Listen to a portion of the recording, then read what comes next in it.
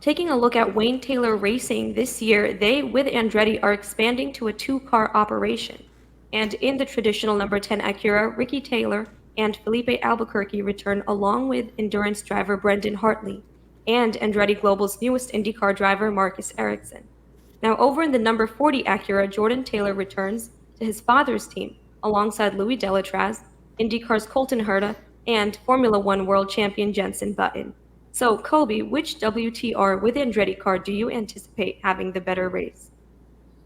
Oh, that's a real tough question, Isha, because both of their driver lineups are absolutely stacked. It's hard to go wrong with either one. I think either the 10 or the 40 could potentially have the better race. But I'm actually gonna go with the newest car to the stable, the number 40. I just think that the lineup, you have Louis Delatraz, who's very impressive in his endurance role in the number 10 last year. Thought he showed a lot of great pace, and getting the full time drive with Jordan Taylor, who's returning the prototypes. And to no one's surprise, Jordan Taylor's return to prototypes has been a seamless transition. Before he started, focusing on his Corvette factory driver role for the last couple of years or so. He was on a prototype with his dad's team for so many years. So this is just like coming back home for him.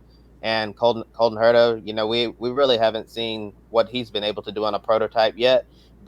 But I mean, he was in the BMW prototype, but a lot last year, they had a lot of issues with reliability, and they didn't really have the pace. So I really think that Colton Herta wasn't able to show like what he could really do in this type of car. So I think he's on a much better car now and in a better team. So I think he can really, shine in this year's Rolex 24 and Jensen Button, trying to collect a Rolex watch. And he's a guy who needs no introduction. A Formula One world champion, won a lot of races.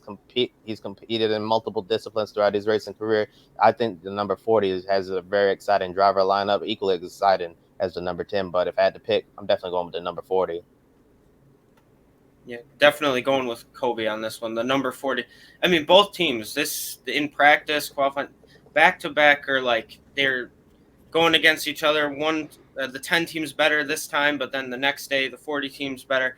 It's a lot of talent, but I'm going to have to go with the 40 team as well, just because, I mean, look at that with Delatras, with Colton Herta, who, like Kobe was saying, you can't really judge how he's going to perform today based on last year. Then, I mean, Jenson Button is just an incredible. He's the definition of a race car driver. He can do pretty much anything. He has shown he can do anything. And then Jordan Taylor as well, just an incredible talent on that side. So I'm going to lean with the 40 team as well. And Acura and Wayne Taylor Racing came with a lot of talent here. And I think if anyone can knock off Cadillac, it is going to be one of these two teams in the next 25 hours technically, but. Yeah, so I'm going with the 40 team on this one. I thought I was going to be alone on this because I'm also going with the 40, primarily because I think Jordan Taylor's homecoming back to the family team, it feels like a storybook kind of thing that happens a lot in motorsports.